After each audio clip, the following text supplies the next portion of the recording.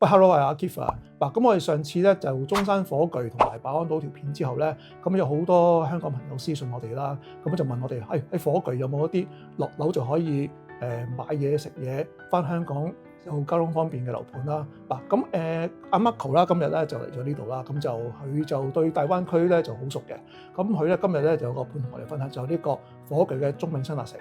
近排咧，我就帶咗好多香港客去睇呢個盤。咁好多香港客一去到中永新達城咧，就俾我個反應就係呢度商業配套好掂喎，一落樓就見到好多熟口熟面嘅商鋪㗎啦。喂，咁可唔可以同我哋詳細介紹下點樣掂法？本身呢個盤嘅商業咧都好大嘅，有成8萬幾平方米。個發展商咧都係港資背景嘅，個商業就冇賣散㗎嚇，咁係自己自持經營嘅。咁同埋佢引入咗好多一啲香港人熟悉嘅品牌啦，例如咁如果你中意飲咖啡嘅，一落樓就會有 Starbucks、丁巴克嘅嚇。咁同埋小朋友好中意嘅，譬如 KFC 家鄉雞啦、Pizza Hut 啦，呢啲都有嘅。咁仲有就係港式茶餐廳都有。咁如果老人家中意飲早茶嘅，可以有呢度中式茶樓都已經有齊㗎啦，係啦，所以都好方便。咁即係食嘢完全冇問題啦。喂，咁買餸買嘢又點咧？呢度更加唔需要擔心，因為個盤嘅隔離咧就已經有1+1大型嘅購物超市嘅。咁你買餸、買菜、買肉啦、日用品啦、零食等等咧，全部都一應俱全㗎啦。即係意思就唔需要揸車出去外邊嘅。咁當然啦，再遠少少嘅可以坐10分鐘車出去。火炬區有個太陽城廣場，咁裏邊亦都有個 Walmart，即係沃爾瑪超市嘅，咁你亦都有齊晒所有嘢買㗎啦。喂，咁屋苑環境又係點咧？或者入邊有咩玩嘅其實？本身呢個盤咧就有19棟住宅㗎啦，其實已經係發展到第3期添㗎啦。OK，咁佢嘅設施咧亦都非常之多嘅，咁包括裏邊有大型嘅園林啦，有游泳池啦，有籃球場、網球場呢啲設施嘅。OK，咁如果你平時放假嘅一落樓咧，就游水打波咧，咁呢啲都好方便嘅，就唔需要特登話出外邊周圍揾呢啲設施嘅，所以就係齊晒㗎啦。好，咁香港人咧就好關心呢個交通問題啊。咁呢度點翻香港先？其實呢個盤咧都其實好方便嘅，因為佢火炬區咧，其實大約20幾分鐘嘅車咧就去到深中通道。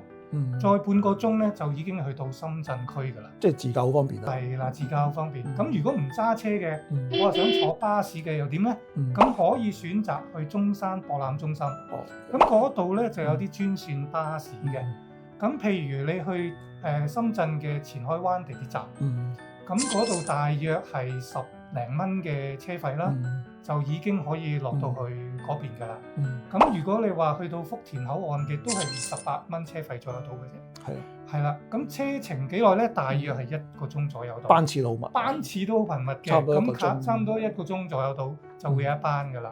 咁所以係方便嘅。咁如果你話唔坐車又唔揸車，咁仲有冇其他方式啊？其實都有。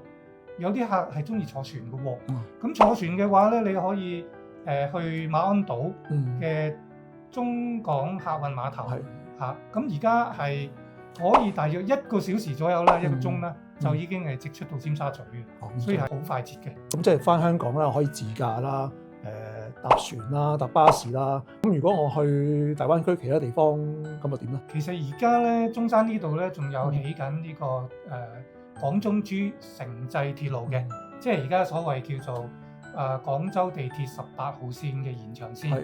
咁而家起緊，咁將來起好之後咧，喺呢個盤嘅最近嘅位置就叫做火炬西站嘅。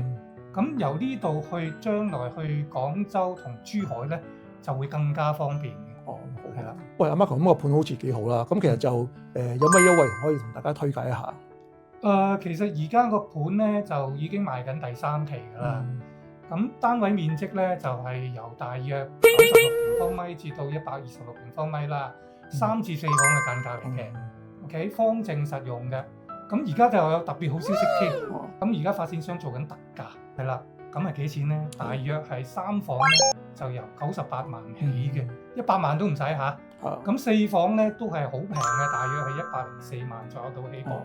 OK，咁其實除此之外咧，嗯就最抵嘅就係而家仲送埋全屋嘅冷氣同埋呢個智能系統。係咁當然啦，精裝修都係送埋嘅。係，不過即係發展商送全屋空調咧，即係好少有啊，其實咁即係都實際好幾大嘅優惠嚟嘅。咁簡單啲講啦，其實如果大家想喺中山揾一啲商業方面，就落街就可以買到嘢食到嘢，係啦。咁另外嚟講咧，就樓價又唔係咁貴，咁翻香港嘅方式又多又快，選擇又多嘅話咧，咁其實就絕對可以考慮我哋呢個樓盤嘅喎。咁好啦，如果大家想查詢更詳盡嘅資料咧，問我攞資料咧，或者係想預約睇樓嘅話咧，都可以聯絡我哋中原海外嘅查詢電話或者 WhatsApp 我哋嘅，我哋隨時可以幫到你嘅。好啊，咁今日就分享到呢度啦。咁如果有啲乜嘢嘅話，可以再聯絡我哋啦。咁啊，我哋下期再見。OK，多謝晒。